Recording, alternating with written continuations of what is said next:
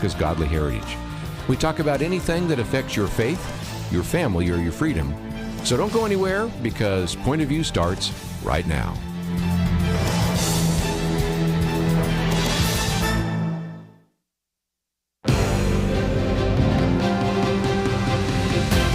Across America, live, this is Point of View.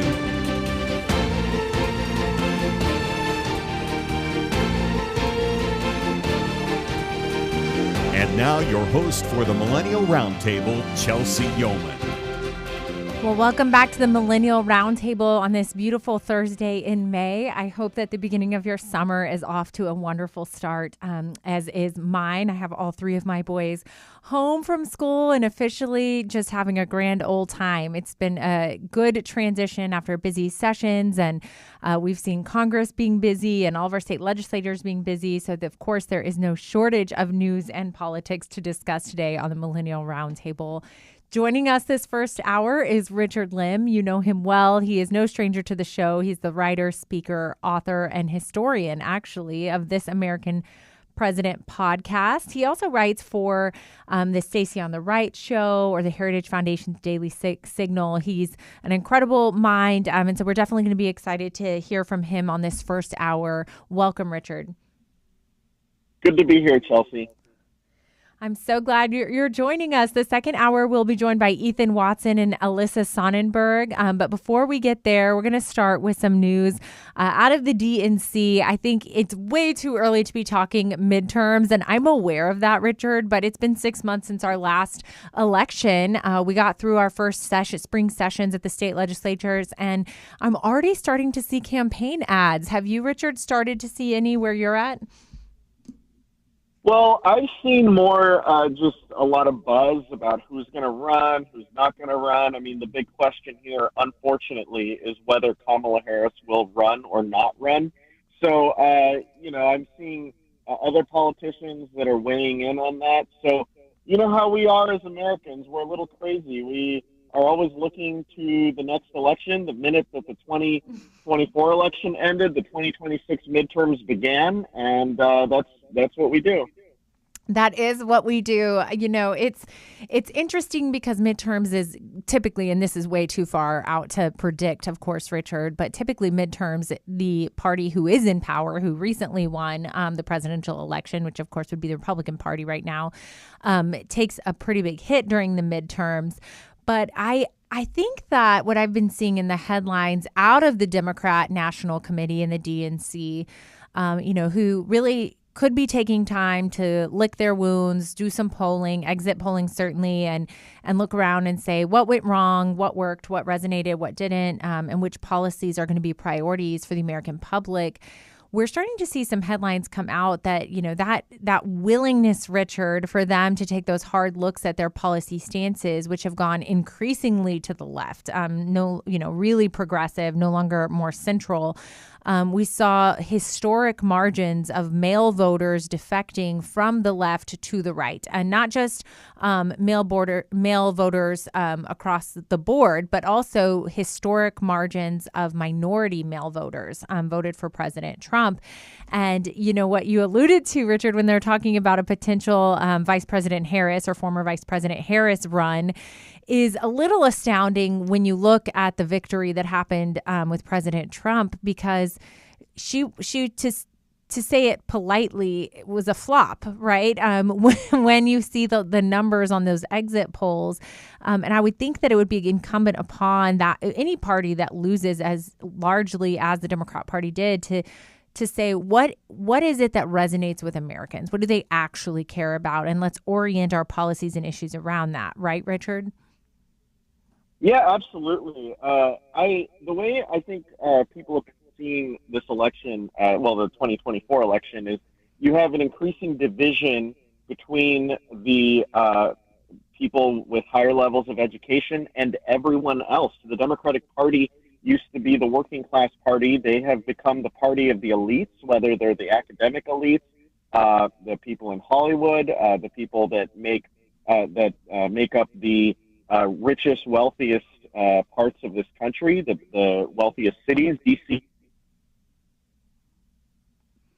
You're right about that, Richard. When we think of not just the big, when you say the elites, I'm also thinking of giant industries such as they're the party of big pharma, big tech, big business, woke business tactics, and of course, education. That's how they've always been very tied to, Harvard and the elite educational institutions.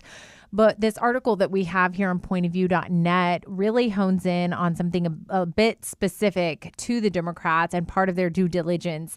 And that is that they have $20 million that they're committing to strategizing on how to win back those young male voters, which is $20 million is an astounding amount of money to spend on polling for one specific constituency, male voters specifically.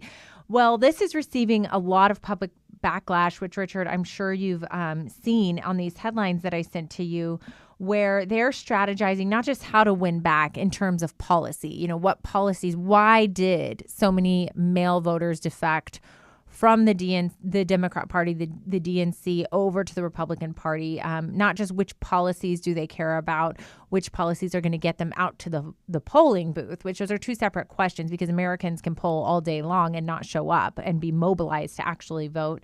Instead, they're looking to poll language. They said we have to shift away from a moralizing tone, almost implying that male voters don't care about morals or don't care about the issues, but that they can just be bought essentially through messaging, that there's some kind of a marketing technique, language, verbiage, hashtag that they can use that's going to be this magic pill that helps all those voters return to them. And I think it's deeply out of touch with why those voters left. I think Americans are smart voters. I think they're smarter voters than maybe anybody ever gives them credit for. I truly do. I do think they care about the issues.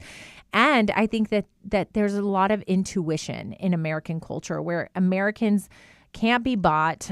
They can't be over-marketed to and oversold on ideas that they know are false, that authenticity matters. And I think this is particularly true for millennial generations, which the DNC is most interested in gaining back, are those young voters under 30 who 6 in 10 male voters under 30 voted for President Trump. That's historic for several reasons. One is because younger voters typically lean liberal. And so this is a demographic that did vote for Biden in the previous election cycle that they lost. And Richard, I don't know if you have any ideas as to why that demographic was lost. Yeah, well, I would... Oh, hello? Oh, go ahead.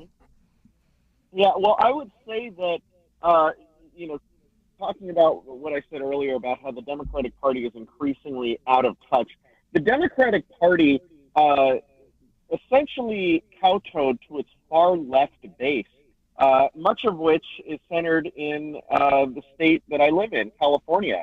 And if you look at Democrats in other states, like Pennsylvania, states in the former Rust Belt, the Blue Wall, there are some Democrats there that understand what's happening and know that it's just not good for their party. Look at people like Fetterman or even Josh Shapiro. These people understand that this is not a winning strategy, but the Democrats have created a monster.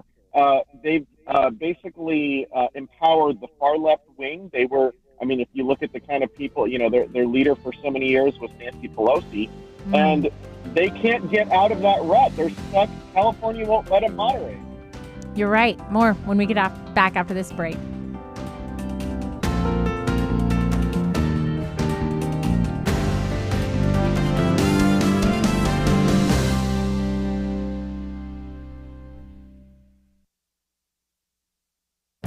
This is Viewpoints with Kirby Anderson. One of the most influential figures in the development of the American government was the English philosopher John Locke. Thomas Jefferson explained that many of the ideas he drafted into the Declaration of Independence came from Locke. Joe LeConte, who has been a guest on my radio program, has written an insightful essay on the Gospel according to Locke. As you might gather from the title, he spends much of the essay showing the connection between Locke's philosophy and biblical principles. The first was his insistence that every human being bore the imprint of an intelligent, personal, and purposeful creator. He wrote that we are the workmanship of one omnipotent and infinitely wise maker. This is an obvious allusion to Ephesians 2:10, where Paul writes that we are God's workmanship. Locke rejected the idea of the divine right of kings, which was used to justify political absolutism. Instead, he argued that government should be based on the consent of the governed. He said if the political authority tries to oppress God's servants by threatening their life, liberty, or property, it becomes morally illegitimate. Locke also rejected the idea of a national creed, Catholicism in France or Calvinism in Geneva. Rather, government should provide equal justice for people of all faiths. No one should be denied essential civil rights because of religion. Joe LeConte concludes that the American founders, supported by the nation's clergy, thoroughly absorbed Locke's political principles from the separation of powers to the separation of church and state. He also adds that Locke was a lifelong student of the Bible. So as you can see, the principles of John Locke provided the foundation for American government. It's time to return to those principles rooted in God's Word. I'm Kirby Anderson, and that's my point of view.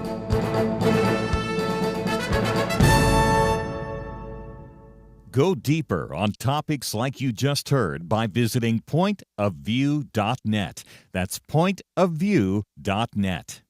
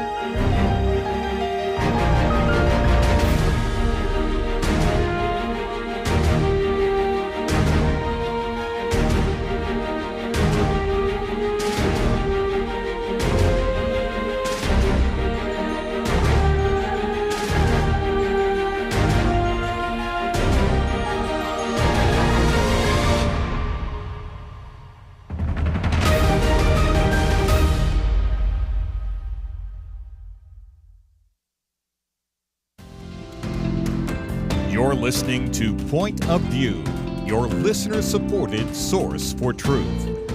Welcome back to the Millennial Roundtable, where Richard and I are discussing the brand new plan from the DNC to regain all of those male voters that they lost last election cycle. And that's through, I guess, polling messaging that works. And this received a lot of widespread criticism, Richard, because at the end of the day, ideas and policies can win elections. And I think that sometimes the parties on both sides, I should say, and I'm going to say this to be bipartisan, Republicans do this too. They just don't announce it as publicly. Both parties do polling.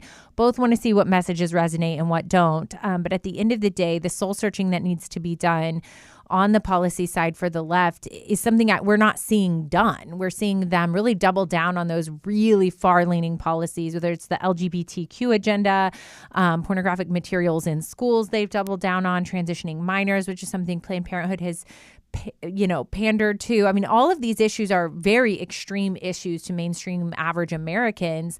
And I think one of the reasons, Richard, my theory is that they're more interested in maybe changing verbiage to try to market to men instead of actually changing policies, is because too many politics is their ideology. I mean, there's a faithful fidelity to those ideological principles that they're constantly virtue signaling on, the BLM movement, Ukraine, you name it. COVID, big pharma, we'll talk a little bit later in the next hour about the MAHA movement and some health reports that are coming out of the new administration. You would think that should be a bipartisan issue, but no, the left is saying, in defense of big pharma, that those reports are bogus. Richard, I look at them and I say, well, this is what happens when your faithful commitment to your political ideology, it becomes immovable. And instead of being what's best for America, what works, what do voters actually want, and we're going to do our jobs, which is represent our constituents, it becomes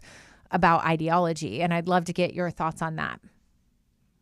Well, it's funny because, as we all know, there's this consultant industrial complex in the whole political world, where you have people that are paid essentially to be experts, marketing experts, and their whole worldview and this whole world, the assumption is that everything is a measure of messaging. You could take any political position, and it's just a matter of messaging it properly. Now, there is some truth to the idea that messaging matters, of course, but the Democrats think that, oh, we are so right in what we believe that and if anyone stands in the way, they're going against progress and the promised utopia. And they don't realize that it isn't they think that it's all about messaging. It isn't just about messaging. There's a supply and a demand involved here, just like anything else, whether it's economics or in politics.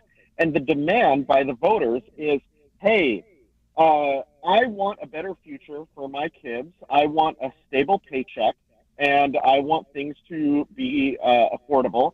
And that is the primary demand. And I also want a safe world and a safe country. That is the primary demand. The Democrats don't get it. And I have to tell you, when I was sending around the article saying that the Democrats are spending $20 million in order to learn how to talk to normal people, one of my friends literally said, imagine being in a place where you're spending millions of dollars just to learn how to be normal. I mean, that is a sad place to be. That is a very sad place to be.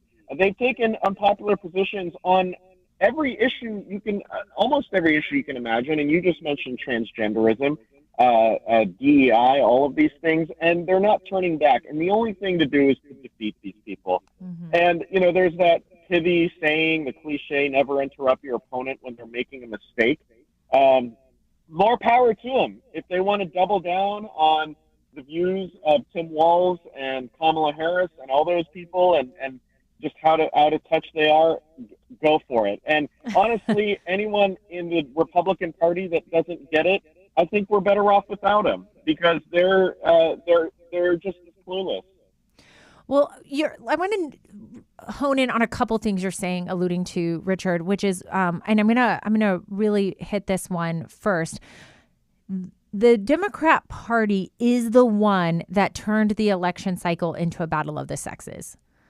So when you remember last fall, when Kamala entered, it became all about two things. One, she's black. Two, she's a woman. Isn't this historic? The second thing that the Democrat Party did was spend unprecedented amount of advertising dollars on pro-abortion ads and anti-life ads. And so they made the election cycle about men controlling women. They made the election cycle about Trump is a chauvinist, which they had done in 2016. They'd already done that play when it was Hillary Clinton he was running against. And so they are the ones that really tipped their hand, I would say, into how anti-man and anti-male the Democrat Party has become. And they've become really, I would think for a man, almost unrelatable because they're accused of, they're the one that started the toxic masculinity movement. They're the ones that started the Me Too movement where every man was put on blast without actual trial by juries. Some of those were horrific things that happened. And some were really the beginning of what I would say a cultural shift to really hate men. The feminism movement is at an all-time peak and high. And I guess my question for you, Richard, is now that they're trying to do a double take and say, well, maybe that backfired because half the voters were men and we made it about abortion in a post-Roe world, do they have time in less than a year and a half before midterms to correct the ship on that? Or have they showed their hand and, now American voters kind of understand where they land on these issues? Oh, well, I really hope so. I mean, the thing I think we should all know from the past, I guess, how many years of the last couple decades of politics is that things can change very quickly, unfortunately. The American people tend to, go back and forth, whiplash. They voted for Obama in 2008. They voted for the Tea Party Congress in 2010. They voted for, look at who the last few presidents are. So I don't think that this is something we can count on because the thing is that even though the Democrats have alienated so many people, right now the Republicans having the White House and Congress, they're in the hot seat now and they have to deliver on these things. And sometimes the voters make decisions that, smart as they are, we don't necessarily agree with. And so I think that, obviously we can't rest on our laurels, but you're right.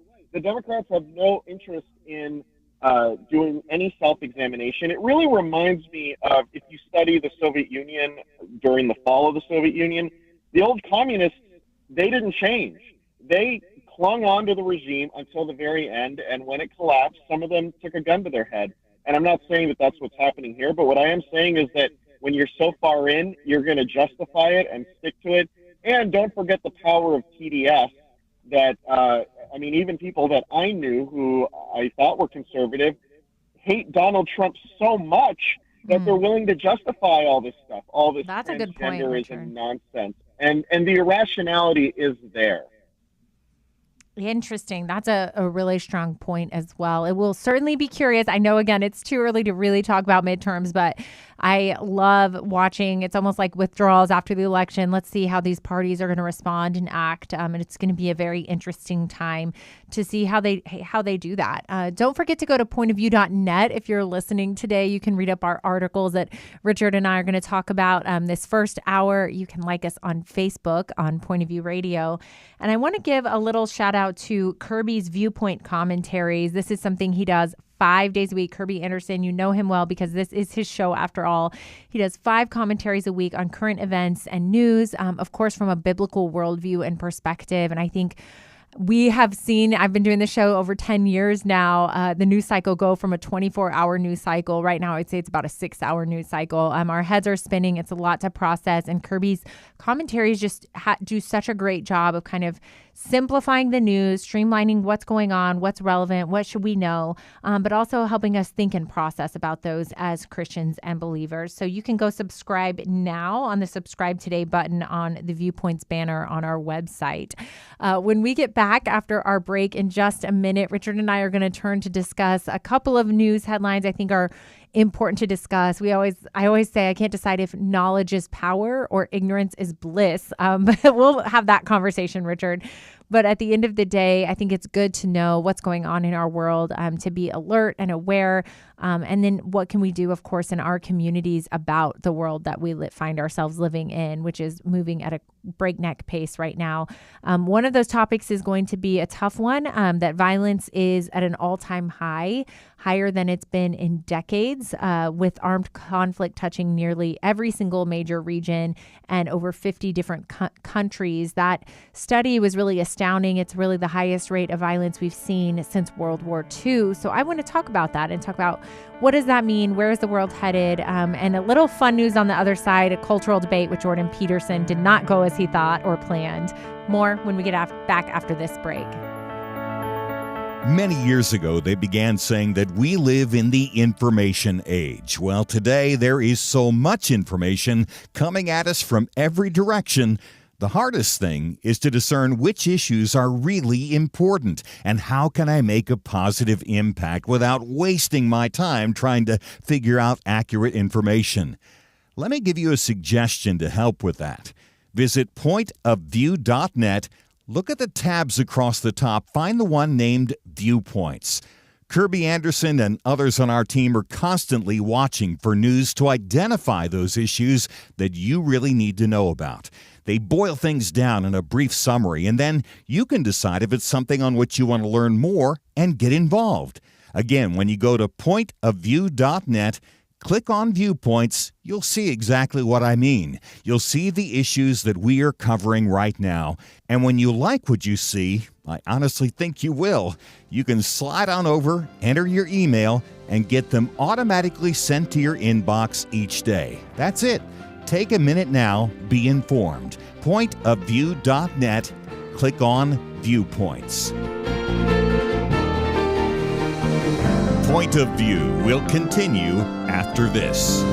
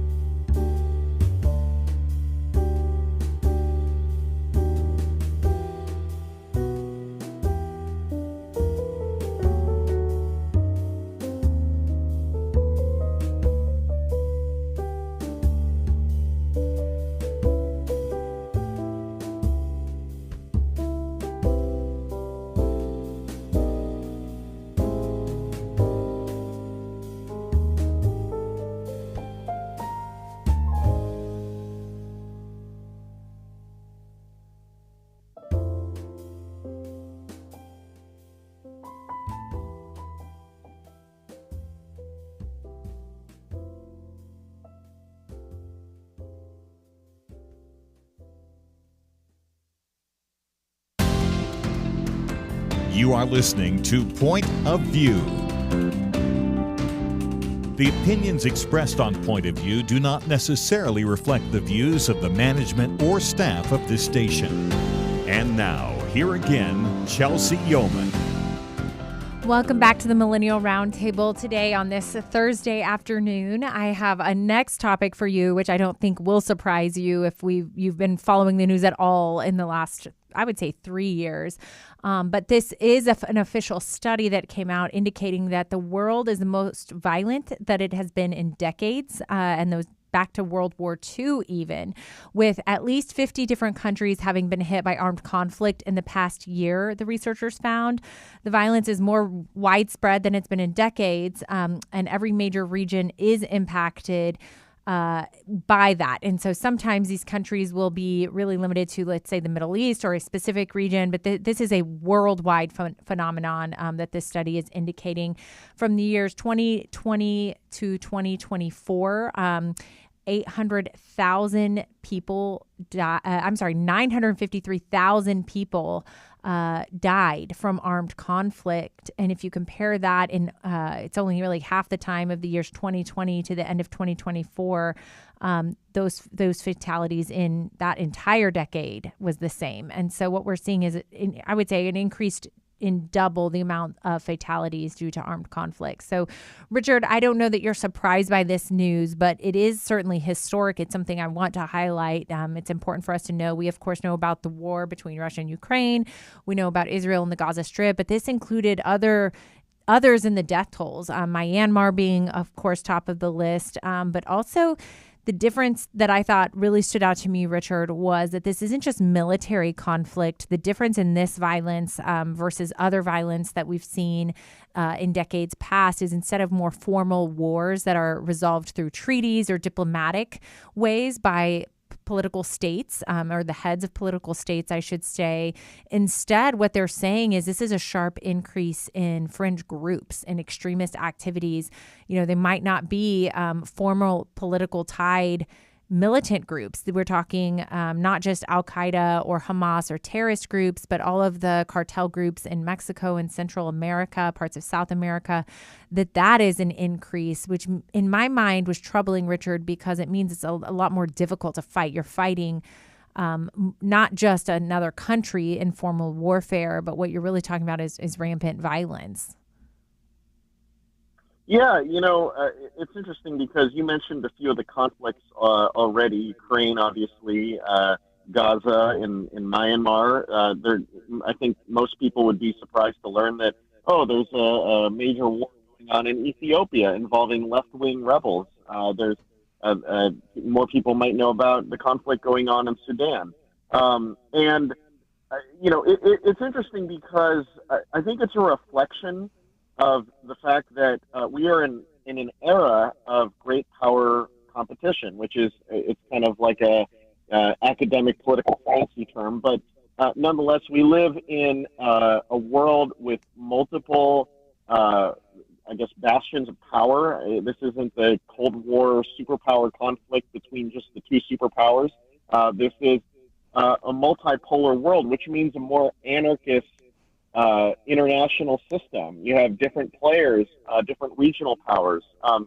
And as a result of that, you're going to have conflicts that become proxies for these great powers.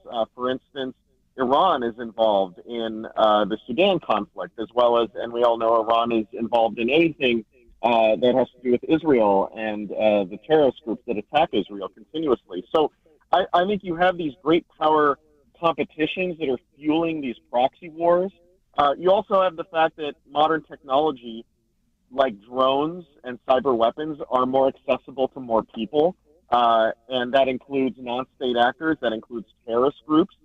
So more groups have the ability to engage in warfare unlike ever before, and you basically these weapons make conflict even more deadly and less predictable than ever before. I mean, every day we're dealing with the implications of artificial intelligence just in our normal lives. Well, nation states and non-state actors are using those tools for warfare. And so you have the world moving even faster than before. With all of that said, it makes me grateful to live in a country where we don't worry about that kind of violence. We do have violence here, but violent crime is lower in America than per capita than it's been in the past 35 years. So it reminds me that in a fallen world, armed conflict, violence is still a common phenomenon.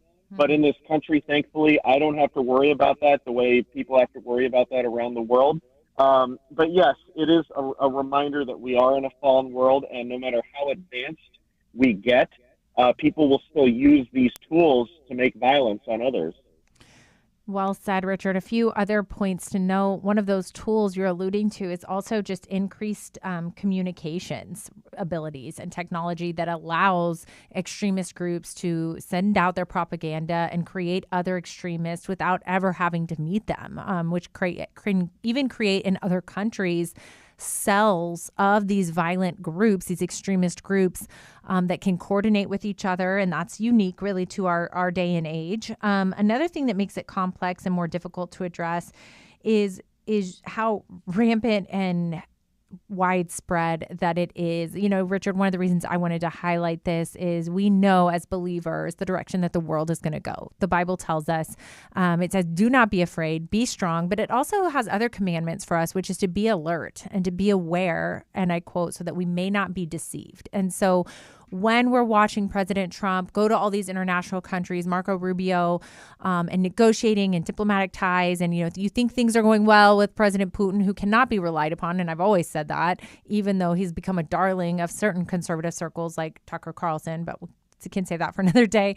Then you have Putin reneging on everything they discussed diplomatically and going and strong-arming Ukraine and into their second largest city with military force. And so as the world becomes more chaotic and more violent, it does encourage me to turn to our hope, which is in Christ, and to want to, in our own communities, continue to keep the gospel forward, because I do think that it looks like we're entering the end times phase, at least in my personal opinion, and to remember this world is not our home. And even though it sometimes feels like we can't do much about all of this, what we certainly can do is turn to God and be in the Word and share with our families around the dinner table truth and love. But we wanted to talk about Marco Rubio because, Richard, I would love for you to just give us your thoughts on how he is doing as Secretary of State on these international tours. Well, I would say, first of all, he is in a rare position in American history. Very few people have had to wear multiple hats, directing multiple agencies. And, the last time I can remember, I know that James Monroe at one point was Secretary of War and Secretary of State, but it doesn't happen too often. But with that said, I have to give a shout out to him on how he handled Senator Chris Van Hollen in that ridiculous exchange where Chris Van Hollen, who typifying the Democratic Party, went to meet with basically a deported gang member and to virtue signal, and virtue signaled to the left on how, I regret voting for you, Senator Rubio, and how Rubio had a comeback to that, basically saying that if you don't like the job I'm doing a really great job. And the fact that we are finally having a zero tolerance policy on people coming into this country that genuinely hate our country, whether they are loyal to another country, whether they are supportive of terrorist groups like Hamas. The political correct narrative has made it such that, these people are entitled to freedom of speech in America. No, when you come to the United States, you're pledging loyalty to the United States of America. And there's no reason for Americans to grant the right of citizenship to somebody that doesn't respect that does not have that allegiance. And I am glad that we finally have a president, a Secretary of State, an administration that actually upholds that. It's refreshing because, the fact that Chris Van Hollen immediately went to the First Amendment argument, that is a privilege of citizenship in the United States. It shows that citizenship is a privilege. And finally, we have a Secretary of State that understands that.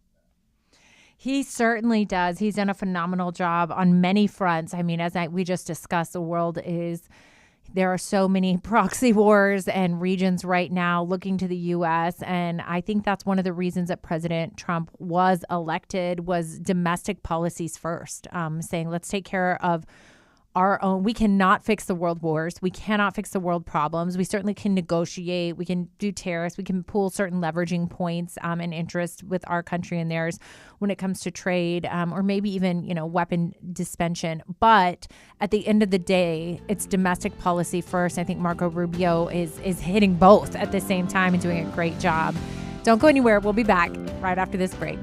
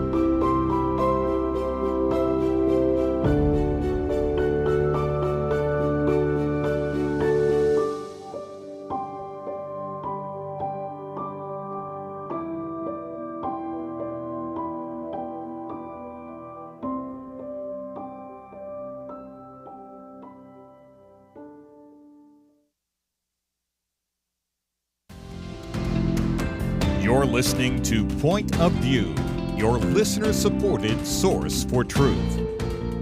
Welcome back to our final segment on this hour of the Millennial Roundtable, where Richard Lim and I are turning our discussion now to a viral moment this week that I don't actually follow much on social media, but I followed this one. Richard, I thought it was very interesting, and you probably have heard of it, but it was the debate entitled One Christian versus 20 Atheists. And right after the debate, which Jordan Peterson was supposed to be representing the Christian side, the one Christian they were all going to debate, the debate went so poorly that it was renamed Jordan Peterson versus 20 Atheists. And that's because Jordan Peterson did something I thought pretty astounding for not only the title of the event and the premise of the event was to see the Christian perspective represented and represented well in a very heated debate environment.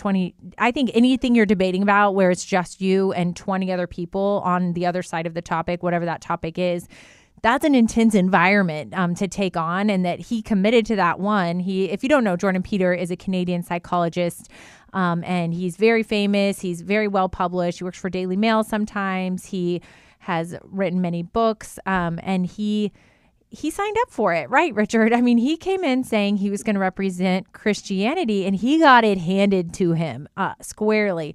One, he refused to admit that he was a Christian. So that was the most eye-opening moment right there. I think it's something he always says is private. He's always said in interviews that even though he's published books on the Bible and Exodus and Genesis, it's never been leading with his faith, although I believe he attends a Catholic church with his wife who converted last year. But Richard, instead, he says it's a private issue. And this one atheist who was debating him said, well, you're a Christian. And he said, well, I never claimed to be a Christian. And everybody started laughing. And the atheist said, well, either you're a Christian or you're not. Which one is it? And Peter said, I don't have to tell you. It's private. So they get into this exchange, and it ends with Peterson being very rude to this person and saying, you're really quite something, aren't you? And the atheist replied, aren't I? But you're really quite nothing, right? You're not a Christian. It was kind of a mic drop moment. Go look at the video. Richard, tell me what your thoughts were when you saw this, because I was really surprised, not only how prideful Jordan Peterson appeared, how little he did represent our faith as a Christian, but also there was very little actual intellectual debate to be had in this setting. Yeah, it's very interesting because I think you and I I know for sure in my case, I know a lot of people, Christians included, who love Jordan Peterson.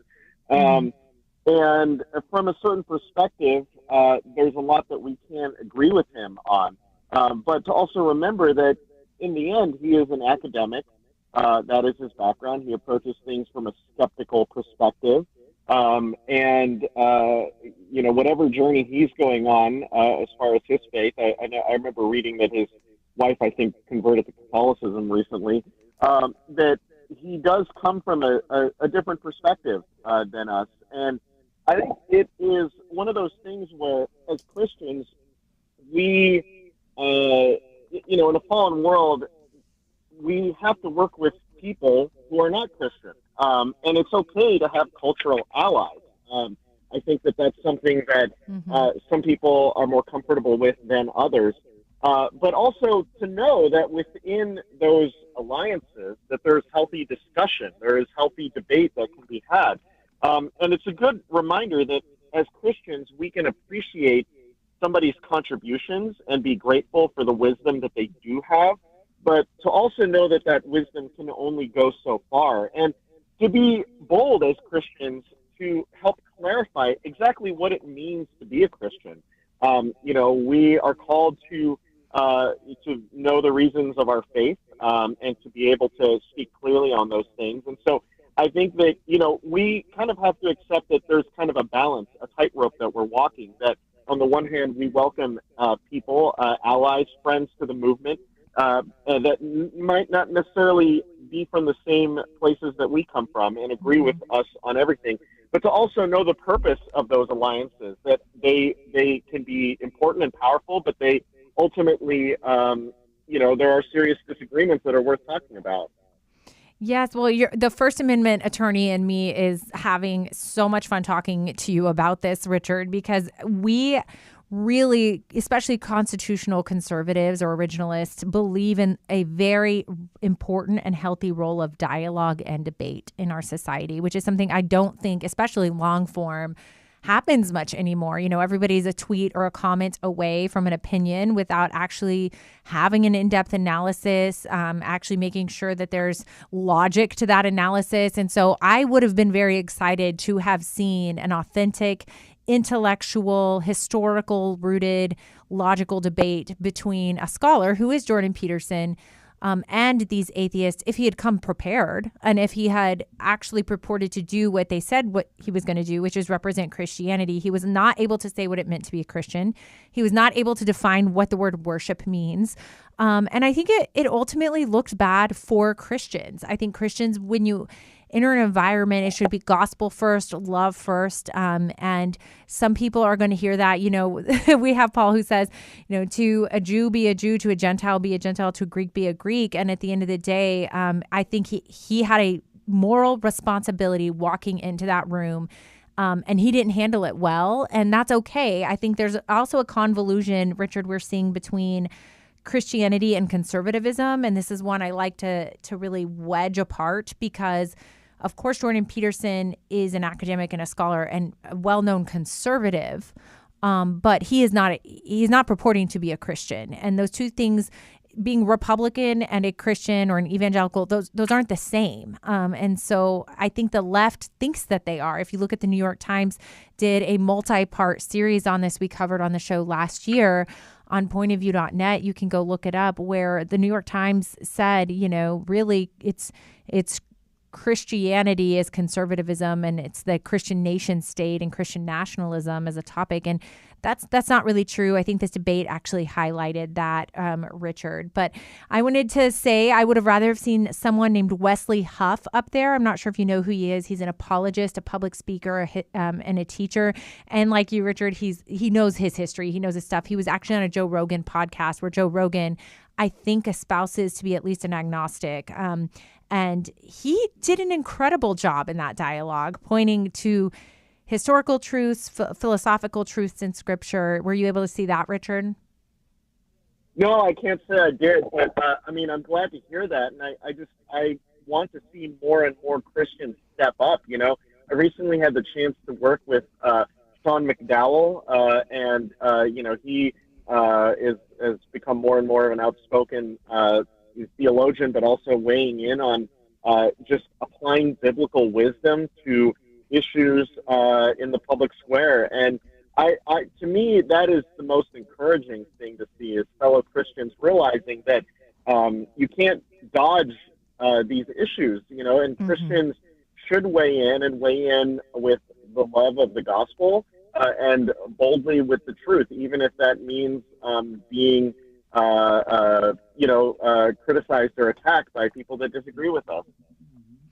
Well said. I do think that our culture, especially maybe even as millennials, we were told to separate our academic thoughts or our political thoughts from our faith, that faith wasn't supposed to be informing those. And that's kind of a cultural thing that we've all heard. And I think what we're seeing now is maybe this tide shifting, where if we are not entering into these spaces and these arenas, we've already lost the culture. Let's just be very clear about that. It's incumbent upon the Christian church to be discipling and preaching not politics, but what the Bible has to say about these issues that impact us downstream politically.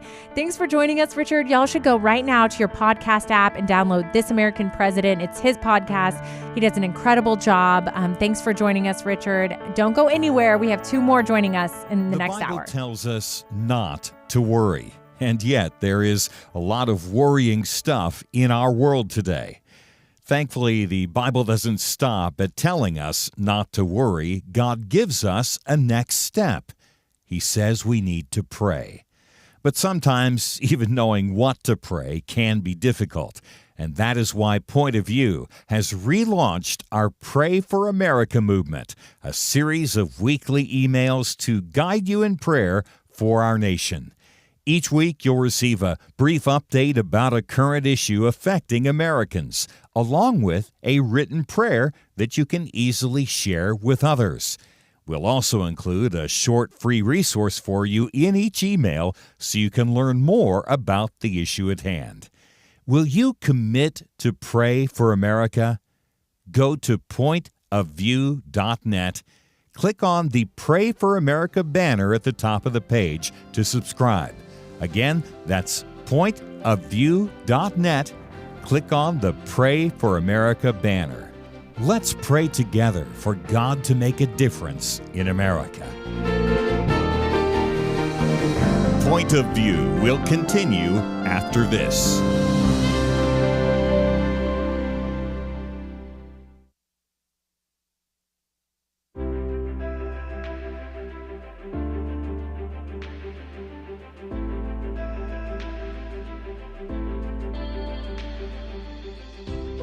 Thank you, Kirby. I really appreciate your program. You cover a lot of issues that a lot of us think about, I'm sure. And this is the first time I've ever called in, so I appreciate your input, too. Oh, I thank God for what you're doing on Point of View. You guys have more influence across this country than I believe any of them in terms of tackling the issues and getting the truth out to Americans. It's getting to the point where truth just is bottled up on every hand. Every time you turn around, there's another big bottleneck against truth.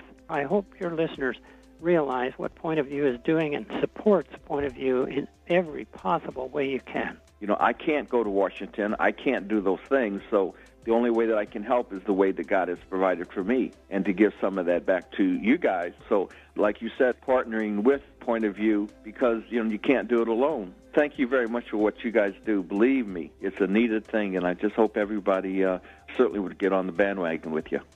Point of View Radio Talk Show.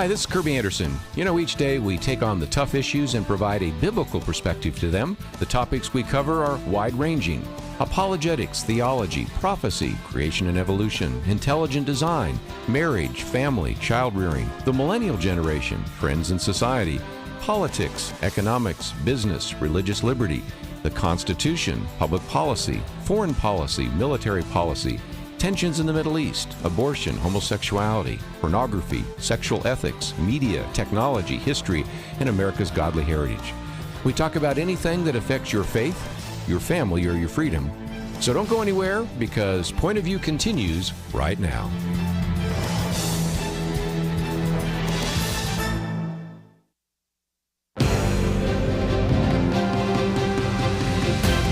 Across America, live. This is Point of View.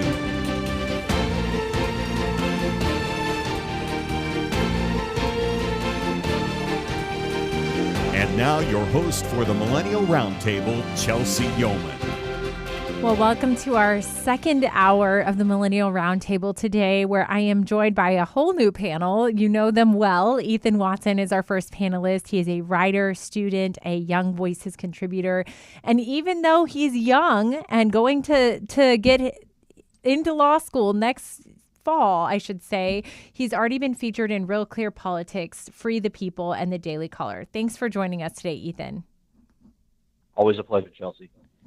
Great to have you. We also have joining us Alyssa Sonnenburg. She is an executive assistant, a host, writer, and manager for the Self-Evident podcast, which you can go download and listen to her now on your podcast app. Thank you so much for joining us, Alyssa. Thank you so much for having me. I'm looking forward to our discussion today. We had Richard Lim the last hour, so if you did not catch that hour, please go back and listen to him and I really talk about politics, world affairs, all of it at pointofview.net. And now we're turning to our discussion to a few different topics. One is an op-ed drafted by our very own Ethan Watson. And then we're also going to be discussing some rapid developments in the AI world, specifically regarding Saudi Arabia. And then we'll end the hour talking about our MAHA, Make America Healthy Again report that came out last week and has a lot for us to unpack. We've actually never talked about that discussion on our show yet, so I'm excited to have that talk with you guys today.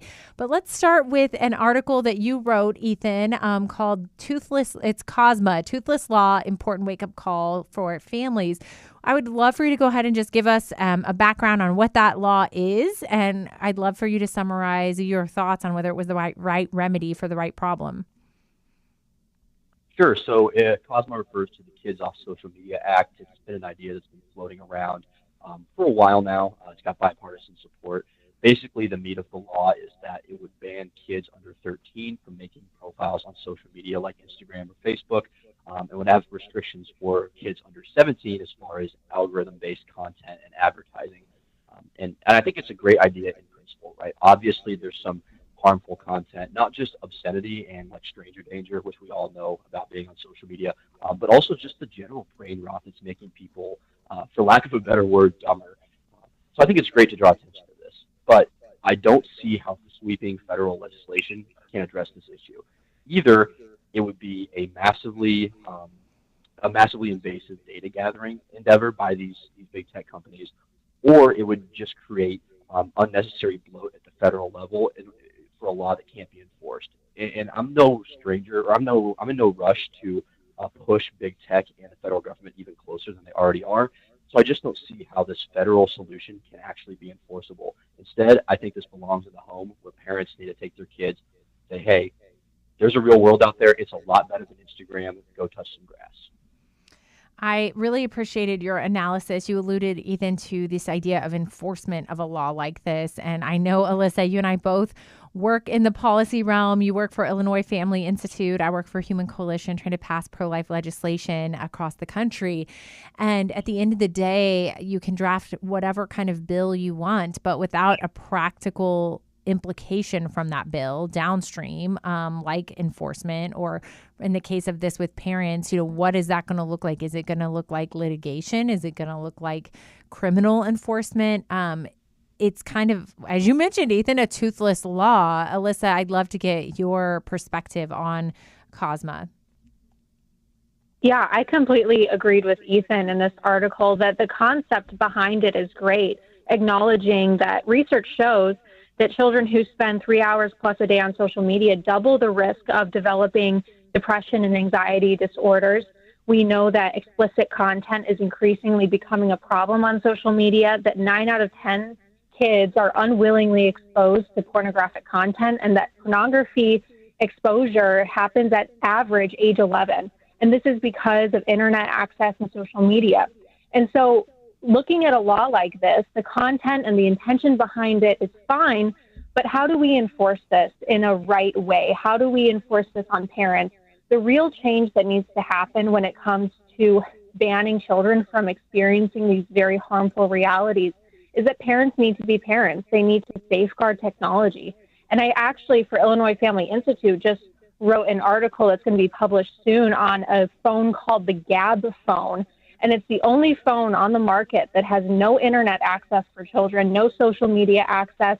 It truly gets a phone down to what it was always really meant to be, and it's keeping children safe. And so, again, going back to this law, the content, the intention behind it is fine, but when it comes down to it, the government cannot be parents. It has to be parents that protect their children from the internet.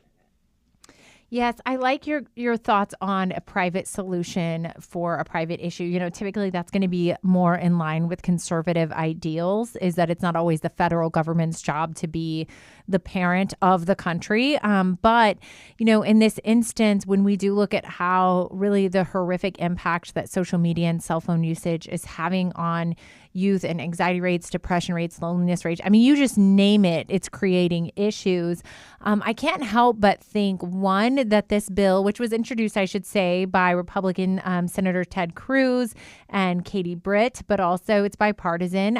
Democrat Senators Brian Schultz and Chris Murphy of Connecticut. You know, one, I think it's good when both sides of the aisles can get together and agree on something.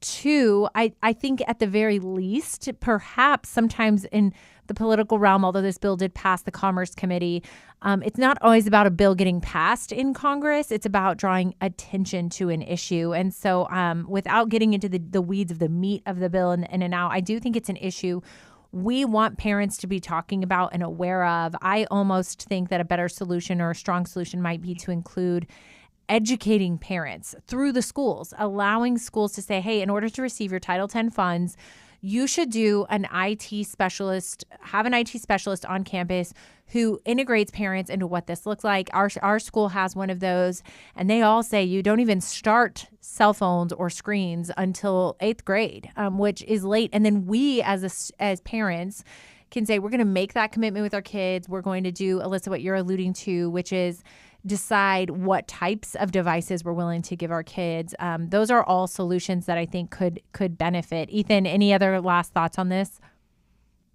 Well, absolutely. And I think kids are different, right? Kids have different levels of maturity, different addictive personalities.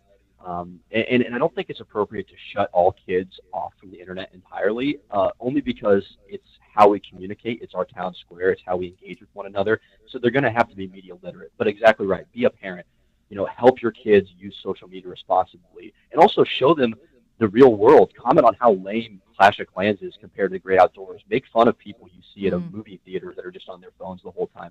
Set that example. Be like, hey, here's social media. It's all right, but the real world is so much better. Because I guarantee you, if you tell your kids they can never go on social media, as soon as they have access to it, it's all they're going to do. And eventually they will be on social media. And so instead of just piquing their interest and making it this cool sort of taboo thing to engage with, make it like no big deal. Be like, hey, this is where people can communicate.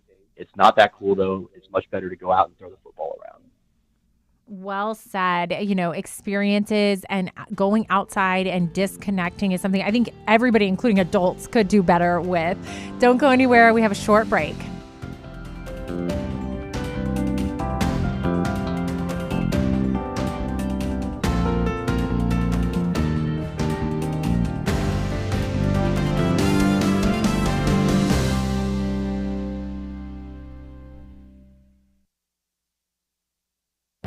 This is Viewpoints with Kirby Anderson. You know, one of the most influential figures in the development of the American government was the English philosopher John Locke. Thomas Jefferson explained that many of the ideas he drafted into the Declaration of Independence came from Locke. Joe LeConte, who has been a guest on my radio program, has written an insightful essay on the gospel according to Locke. As you might gather from the title, he spends much of the essay showing the connection between Locke's philosophy and biblical principles. The first was his insistence that every human being bore the imprint of an intelligent, personal, and purposeful creator. He wrote that we are the workmanship of one omnipotent and infinitely wise maker. This is an obvious allusion to Ephesians 2:10, where Paul writes that we are God's workmanship. Locke rejected the idea of the divine right of kings, which was used to justify political absolutism. Instead, he argued that government should be based on the consent of the governed. He said if the political authority tries to oppress God's servants by threatening their life, liberty, or property, it becomes morally illegitimate. Locke also rejected the idea of a national creed, Catholicism in France or Calvinism in Geneva. Rather, government should provide equal justice for people of all faiths. No one should be denied essential civil rights because of religion. Joe LeConte concludes that the American founders, supported by the nation's clergy, thoroughly absorbed Locke's political principles from the separation of powers to the separation of church and state. He also adds that Locke was a lifelong student of the Bible. So as you can see, the principles of John Locke provided the foundation for American government. It's time to return to those principles rooted in God's Word. I'm Kirby Anderson, and that's my point of view.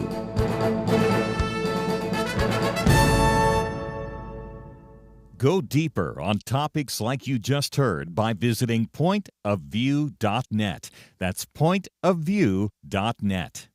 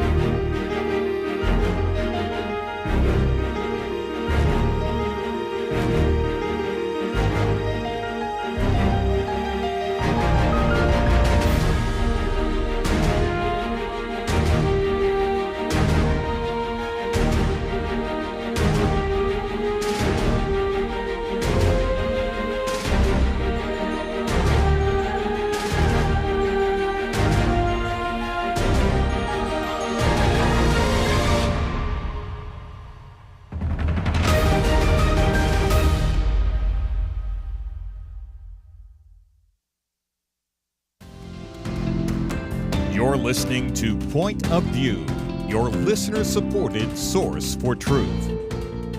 Well, welcome back to the Millennial Roundtable, where Ethan and Alyssa and I are going to be turning our discussion to a really hefty, meaty topic, which is AI, which as someone who is very tech deficient, I must admit, it's something that I think we all need to definitely be keeping our eye on, understanding how large this is becoming. I think it's already out there. We had the budget bill passed this year in the United States, this week even, and part of that budget said there's a section where we know President Trump is highly prioritizing massive investments, $500 billion worth of investments in United States AI, what they're calling a technology arms race, including the infrastructure and data centers that are going to be necessary to increase that capacity. And why?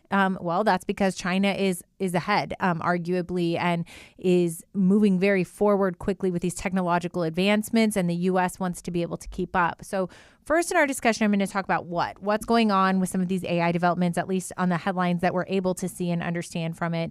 And then two, who are the players? Because there are some rising to the forefront that I think it's really important for us to just start to understand who they are, what they're about, and what their names are. So first, what's been going on in the AI world? I just alluded to the fact that the budget, United States budget, was just recently passed this week. The speaker gavelled that in and the House of Congress. Inside that bill was a clause that said AI cannot be regulated, which surprised me, not because we know that it is the president's priority to vastly, as I just mentioned, expand AI capabilities and infrastructure in our country, But because when you look at the warnings from the tech industry, they say that this is something that must be regulated. We don't know exactly yet how to control AI. And we're not even sure what impact it's going to have, they're now saying, on our electrical grid, because it's going to require 50% of the U.S. electric capabilities. That's massive potential implications. And then most recently, and I want both of your takes on this, but Alyssa, we saw articles coming out that in various tests with AI, because they're still testing how it operates, how, they almost talk about it like it's become sentient, where it thinks for itself, it acts for itself. The AI bot, 7 out of 100 tests, it calculated that blackmail was the best way to get the human to not shut it down and do what it wanted, and proceeded to, in this simulation, try to blackmail the operator, the tech working on it. We've also heard of AI, I think it was OpenAI refused when it was supposed to dismantle the old version of the software for the new. It refused to do that. It refused to go offline. So we're seeing it almost operate in its own way for self-preservation, and without morals, because of course it's a tool, so it has no soul, it has no ethical moral parameters. Alyssa, I would love for your take on any and all of this that I just introduced. Yeah, well, you just made a great point that AI is neither moral or immoral. It's simply a tool, which is why I am very much for regulation of AI, simply because of its unknown capabilities. Like you just mentioned, there was a safety test done to where it actually suggested blackmail as the best option for self-preserving itself in a system. And so what we're seeing with this kind of technology is that while regulation, and I know the people that are against regulation are saying that it's going to stifle free speech, it's going to stifle freedom and free expression of creativity. But what we need to understand is that AI can be used for very dangerous and evil things. And what I've seen that it's already being used for is actually a catfishing operation where it will create these fake women and extort money out of other men to get what they want, the people that are on the other side of AI. So not regulating something is always a bad idea, because the human heart is so evil, it's so wicked, like Jeremiah 17 tells us. And so just to cap it off, again, I'm very much so pro-regulation of this, simply because it's a tool and mankind's tendency is towards evil. Yes, it is. And it's every area, Ethan, of our lives. When you look it up, they're using it in business, in industry automation. They're using it for customer experiences. It's in our phones combined with facial recognition. They're using it majorly in the healthcare industries already. And I would say that the cat's already out of the bag. I mean, I don't know at this phase how quickly regulation would even be impactful. But they're using it in education settings, in our homes, as personal assistant, in media and entertainment, personal assistants. I mean, you name it. AI, there's been a giant push to integrate into every facet of society that technology already exists. And Ethan, in my mind, we're looking at a very different world very quickly. I would say in the next few years, by the end of President Trump's second administration, I mean, the world might be unrecognizable if he accomplishes what they're investing to accomplish. Absolutely. And I think this is just part of the rising tide of transhumanism we see. We see this all the time. It comes out with the influencers that think they can live to 150 and they live in the hyperbaric pressure chamber or whatever. This idea that humans can evolve or somehow merge with technology to become a new version of humans, Homo Deus. We can't forget that technology is meant to help us be the best version of ourselves as humans. But once it starts inherently changing what it means to be a human, that's when it gets dangerous, and we really need to stem that tide whenever we have the opportunity to do so. I like that you're sounding the alarm or connecting this to transhumanism, because aside from all the industry impact or the job employment impact, which I think people have put together, this should be a word that we all are now recognizing, this word transhumanism, and that is combining the human person, us as people, with a device, a piece of technology, And one great example would be Neuralink. There have now been many who have had a chip implanted into their brain. It's connected to the central cords in their brain. And it's originally meant to help with things like paraplegics or someone who is blind. But they're also now saying that they're doing tests with something called telepathy with it. And that is where they're saying, can we implant memories? They're openly saying this. We have the capability now to implant memories. You heard a warning about your iPods. If you have, your earbuds with your device, that they can potentially be reading brain waves. And that's going to help them market to us. And that is openly talked about from the stage of these technological conferences, which is, I think, problematic because I think it's already out there and we're just now as the public probably learning about the capabilities that currently exist, but without the regulation, we know government's always slow to react. So before we go to our next break here in just a minute, I'm going to introduce who we need to understand is involved in the advancement of AI, because I think it's something that's we should just be aware of. It's not just the United States trying to lead the charge and really compete with silicon conductors with China and all of that, but it's also other major world players are coming to the stage. Namely, Saudi Arabia has set a bold new vision. They're calling it Humane, which is spelled with AI in the title, which surprises no one. And we have Crown Prince Mohammed bin Salman. He's a name we talked about last on this show. I think we should also know exactly who he is. He's the Crown Prince of Saudi Arabia, and they are investing hundreds and hundreds of billions of dollars into wanting to be a top AI provider globally, not just in the region, not just in their country. Was that news to you guys? Were you aware of that?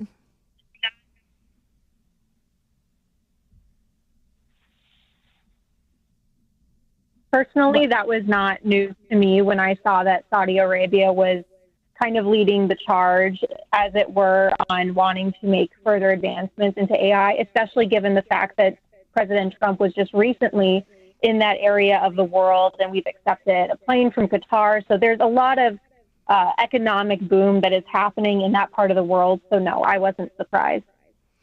Ethan, were you? Not at all. And I think we should be a little bit cautious about shipping these chips to the Saudis because, AI is a powerful tool, but it's also a powerful weapon. Spreading information is how conflicts start and end. And we're in an arms race, like you said earlier. I remember a time when we funded another Saudi who we thought was on our side fighting the Soviets, and that guy turned out to be bin Laden. So the point is, in the Middle East, alliances shift all the time, and I'm not super comfortable with strengthening the Saudis until we exactly know what we're working with this AI. Well, we're going to get into more details on that very topic right after our break in just a minute. But before we do, don't forget to go to pointofview.net where you can read our topics today, our discussion, and go back and listen to our first hour where me and Richard Lim had a very big political discussion on the future of the DNC and some transitions they're making to appeal to male voters again, which I thought was enlightening. Also, go to Facebook and like us at Point of View Radio on Facebook. We'll be back after this break.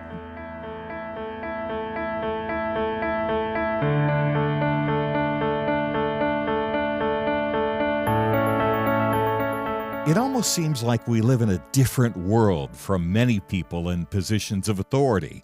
They say men can be women and women men. People are prosecuted differently or not at all, depending on their politics. Criminals are more valued and rewarded than law-abiding citizens. It's so overwhelming, so demoralizing. You feel like giving up. But we can't. We shouldn't. We must not. As Winston Churchill said to Britain in the darkest days of World War II, never give in, never give in, never, never, never, never yield to force, never yield to the apparently overwhelming might of the enemy. And that's what we say to you today. This is not a time to give in, but to step up and join Point of View in providing clarity in the chaos. We can't do it alone, but together, with God's help, we will overcome the darkness. Invest in biblical clarity today at pointofview.net or call 1-800-347-5151. Pointofview.net.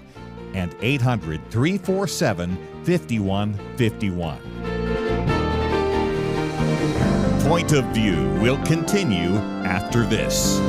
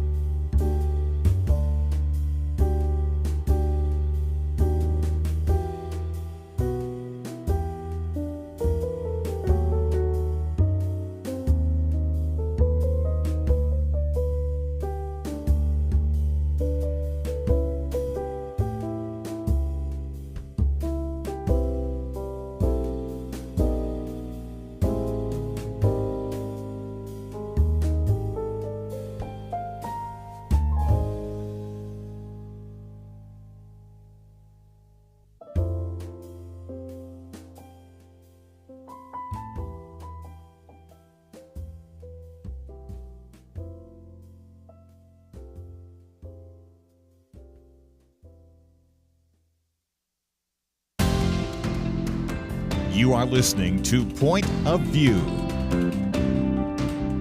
The opinions expressed on Point of View do not necessarily reflect the views of the management or staff of this station. And now, here again, Chelsey Youman. Well, welcome back to the Millennial Roundtable, where we are now discussing more than just what is new in AI development, which is at breakneck speed, happening right before our very eyes. Almost on every news cycle, there's a new AI development to discuss. but what I would call an emerging leader in the AI development world globally, and that's Saudi Arabia. And I think you may have, if you were listening to us last month, you may recall where I said we should probably start looking to Saudi Arabia because they're on the world scene for many reasons, not just that they met with President Trump as he was the first country that President Trump visited as a president in his second term was Saudi Arabia, but that there have been much closer ties developing between the Crown Prince Mohammed bin Salman and President Trump. But that's not just because of global conflict in the region and this two-state treaty that Saudi Arabia is pushing. It's also for economic and technological development reasons. So if you don't know, Vision 2030 is a strategy of Saudi Arabia by the year 2030. It's a 15-year strategy to become more economically diverse, away from oil and gas. They want 50% clean energy, but also to have major technological and digital innovations. And they have the largest construction site in the world for massive cities that are going to be self-sustaining and house everything you could need within a 15-minute walking radius. So really, they're coming on the scene as wanting to be, I would say, a first mover for societal change and kind of the next gen of what cities look like, what energy looks like. And a big piece of that puzzle is AI capabilities. And now they've got global projects with OpenAI, ChatGPT, and Google and Microsoft have invested billions upon billions, and we're looking at almost $1 trillion that I could find in having Saudi Arabia become the next AI global center point. And that's going to be the data centers that are needed to run AI. They want to be a top 15 country, but by the looks of the partnerships that they're happening and the investments that even the U.S. is now making in Saudi Arabia, it could become a neck and neck race. So Alyssa, I'll start with you. Is this significant? Is there a reason we need to be paying more attention to Saudi Arabia right now? Or is it just me saying, wow, I think this is a new development in the global, I'm just have my eye on them right now. And what are your thoughts on this AI gold rush that they are doing over there? Yeah, it's definitely something that we need to be cautious of, I believe, and to have our eye on, because with the AI technology and this monopoly, it seems that Saudi Arabia is speaking with AI technology is they're wanting to diversify their economy more. As you mentioned, they've been traditionally known for their oil reserves, but creating this monopoly in AI technology would give them access into multiple spheres of influence in the world, such as healthcare, education, energy, manufacturing, logistics. With healthcare, they're looking to personalize medicine better. With education, they're looking to make education more personal. With manufacturing, you can automate processes better. You can improve the quality control. And with the logistics, you can better automate and improve the supply chain efficiency. So all of these things that they're seeking to do with AI, it has massive implications for the rest of the world in how trade is conducted and how business is conducted and how medicine is conducted. So we definitely need to be keeping our eye on them. Because as Ethan mentioned before we went on break, we've made mistakes before with giving people too much access and too much power too quickly.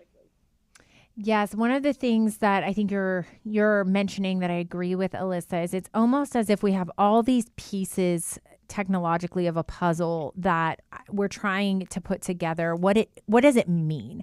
We're understanding, wrapping our brains around AI and how much that's been integrated into all of our softwares, all of our apps on our phones. I mean, if you're looking for when my car reads my text message to me as I'm driving, it'll describe a photo that was sent. That's AI technology. Then you also have things like facial recognition, Ethan, which we just heard on the news yesterday. I heard that Walmart and Kroger are now looking into technology that would scan people's faces at checkout and price change based on who the person is because they already have a profile on you.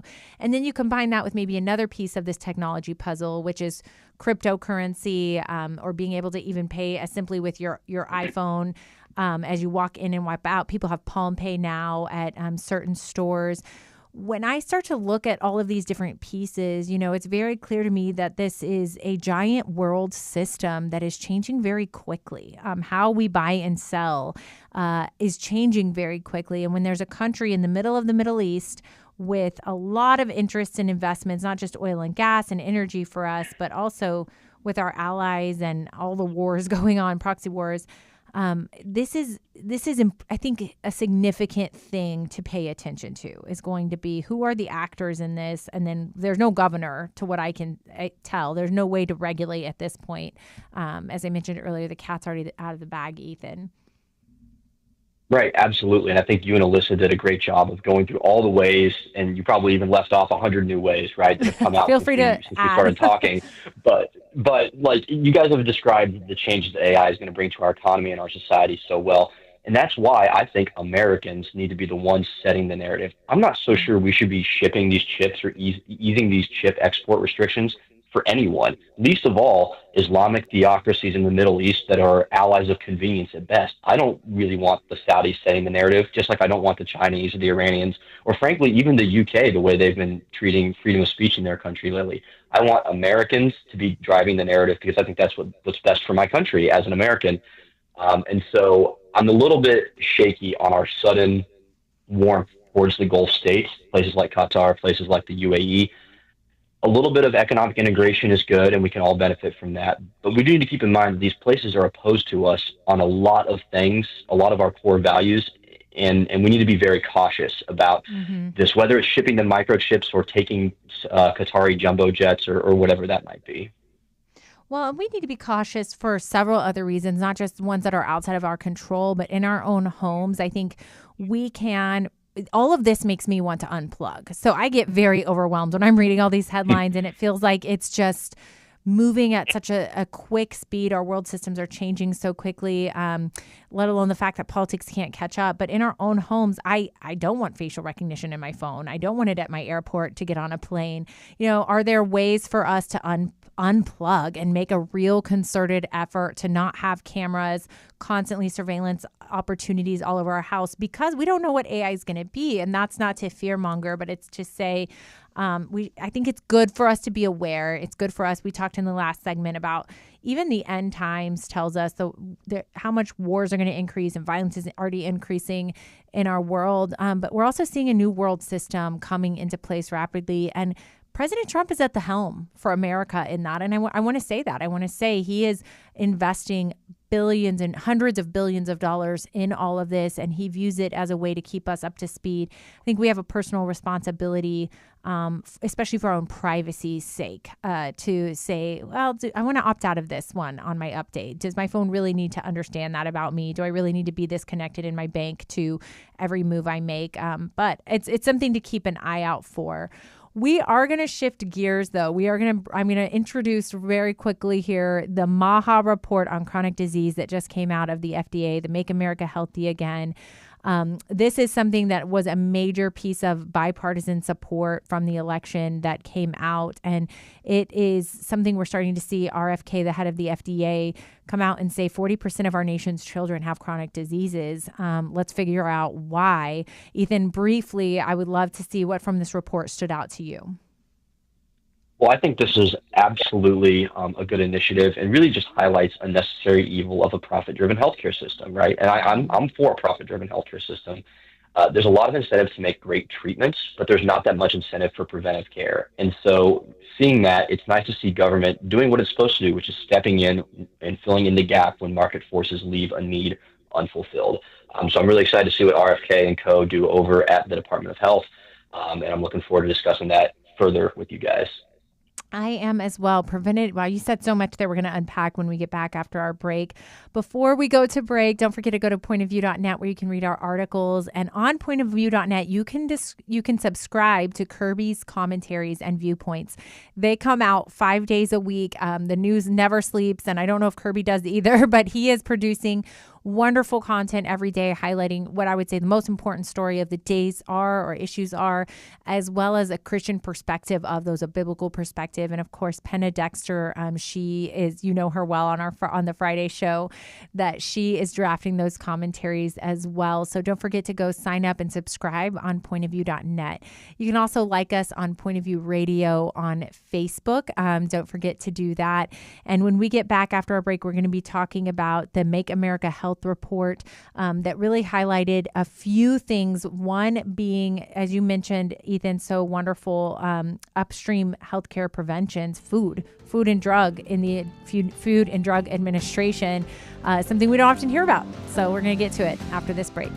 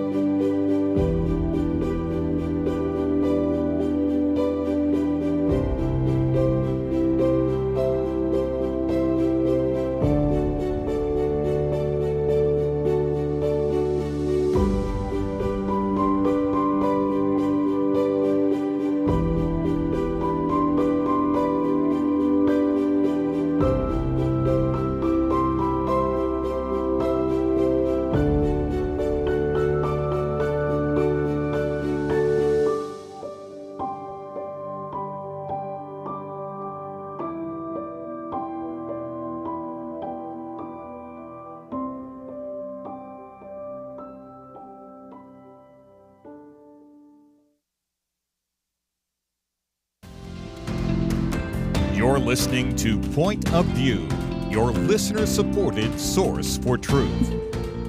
Welcome back to the Millennial Roundtable, where we are discussing the new MAHA, Make America Healthy Again Commission report that came out last week out of HHS. And it really highlighted a few things that are really contributing factors. There's 4 major contributing factors, I would say, to a devastating statistic that I don't want to blow past, and that is that 40% of American children are diagnosed with chronic illness or have chronic illness. 40%. It's astronomically high. And I don't know if you're like me, Alyssa, when they were reading this report and President Trump presented on this report, it was really overwhelming to hear what they were talking about. It felt that there was almost a complete assault on Americans' health from every direction. They said poor diet, so food, chemicals in the water, toxin exposures in the environment, chemical exposure, lack of physical activity, which is, personal autonomy there, and then over medicating. So as Ethan so eloquently said on our last segment, instead of doing preventative care, all of the incentives with the FDA involve drugs, not necessarily the food side of things. And so As someone who, wants to not be drinking water with fluoride in it, which the studies have come out and said that decreases people's IQ levels or the chemicals that are in food and pesticides. But they kind of were quick to be careful on with that because of the big farm industry. I would love to just get your take on some points that stood out to you, Alyssa, from this report. Yeah, the reality is that our healthcare system for decades upon decades, like Ethan said before we went on break, has been built upon treating the symptom instead of the root problem. Because when you treat the symptom, you can easily have a patient for life. And that's obviously what we're seeing with the transgender movement and the incentives that there are for big pharma to trans kids, because it keeps them in the healthcare system for the rest of their life. And of course, that's a separate topic. But getting back to the food and the health topic, what we're seeing with kids is that it's kind of the same money game, that if you keep kids sick, you can just give them drugs and they'll be a patient for life. Whereas what the MAHA movement and JFK are trying to do is actually to say, no, this is a big problem and there is a root problem and we want to fix this root problem. And what we're seeing the root problem is people's diets, it's people's lifestyles, it's what we're breathing, it's what we're drinking. And especially when we saw the outline of red dye number 40, and we just outlawed yellow number 5 and trying to get these out of circulation, and the research that is coming out about how devastating these dyes are, it's really shocking to see what we have been allowing ourselves to put in our own body for the past, 20, 30 years. Yes, to add a few statistics, 70% of the food is ultra-processed in a child's diet, and they included formula in the ultra-processed side of that. And so when I take a look at this, Ethan, I think this isn't a political issue. We should all ask, what are they processing into the food? They talked about microplastics, other types of chemicals and toxins that lead to cancer, which then they go and make bank on all the chemo treatments for, to say this isn't political. It's something that had so much bipartisan support that actual suburban moms who did not vote for President Trump in 2016 turned around and voted for him because of this MAHA movement, because they want to say that they understand what's in their food, they understand what's in their water, they understand what all is going into it and is being regulated. And so I was a bit surprised, Ethan, that this became such, when I saw the headlines, there was such a political backlash against Robert F. Kennedy, the Secretary of HHS, for this report. I would think everybody would want to know what's in our water, what's in our food, and that the government is doing something about it. I was surprised to see there was any backlash against it, other than maybe, Ethan, I'll say this. It became very clear to me how in the pockets of big pharma the elites and the Democrats have become, because that's the only explanation I can have for why they would be against taking plastics out of food. Right. And it's really just an indictment of our culture when it's become political to look around and say, look, my nation has become obese, unhappy, and confused about what gender it is in a lot of cases. And so, and to say, hey, let's get to the bottom of this. What happened to people? Why are people so unhappy and so unhealthy? I want all of that looked at. It shouldn't be controversial, but it became controversial during COVID because you were deemed unscientific if you dared touch this wholly settled science, quote unquote. I never want to hear that phrase again. I want everything looked at, it from the water to the food to the vaccines, everything. I'm not saying all of it is bad, but I want it all examined because I have no trust in the establishment after they lied to us and bungled COVID for years and stole good years of my life and everyone's life. And one more point on this one, Americans are absolutely over-medicated. People, go in, they feel a little bit of anxiety and they get put on anxiety meds. They feel depressed about something, maybe for good reason if they had something bad happen to them, and immediately they're put on mood elevators. We need to shift away from this treatment of the symptoms because the treatments are causing more problems than perhaps the original disorder was. I used to know someone who was taking taking sleep aids to help her with the nightmares that were being caused by other drugs that she was taking. It's like, stop the madness here. We need to break this cycle and address why are people so unhappy and why are they so unhealthy? Well said. Well said. When you're even thinking about the COVID vaccines, those are something else that RFK was very passionate about and heavily criticized for. And in the last few weeks, they released reports that the FDA knew about before approving the vaccines, that there were major heart complications from people who took those vaccines. And so now, as of last week, it is no longer recommended for pregnant women to take the vaccine, and it's no longer recommended for children to take the vaccine. And that's what we would hope that the government would do, would be looking after our own interests when they're doing these things. And of course, we know them not to be, which leads me to, Alyssa, a point about personal responsibility. What can we do? What are things we can do right now when it feels like every turn, the report, it was a 60-page report, was very negative about what's in our food and water. And one thing I would say would be to read the label on your food. If you don't recognize the names of the ingredients in your food, maybe think twice about it. Shopping on the outside of your grocery store aisle with fruits and vegetables, predominantly instead of processed middle section food. Local farmers markets, organic food. Those are a few things on my list. Know where you're getting your meat from, because they've passed some chemicals that they put now on the produce to help it last longer and in meat, which makes me stressed out to even think about. Alyssa, can you add anything?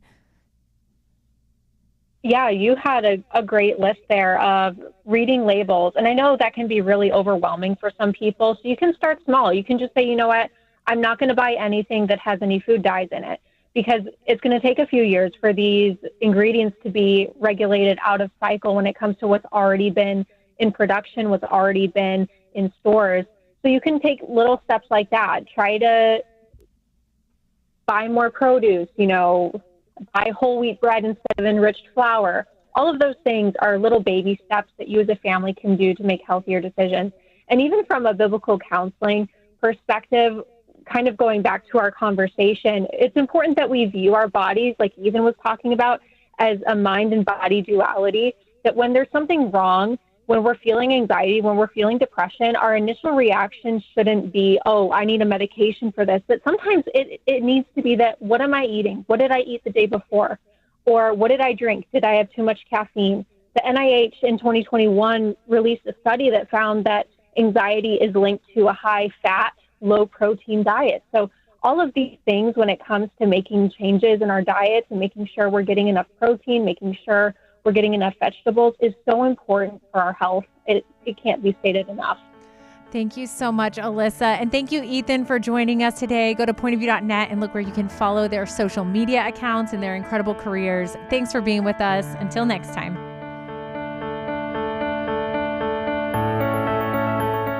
Many years ago, they began saying that we live in the information age. Well, today there is so much information coming at us from every direction. The hardest thing is to discern which issues are really important and how can I make a positive impact without wasting my time trying to figure out accurate information. Let me give you a suggestion to help with that. Visit pointofview.net. Look at the tabs across the top. Find the one named Viewpoints. Kirby Anderson and others on our team are constantly watching for news to identify those issues that you really need to know about.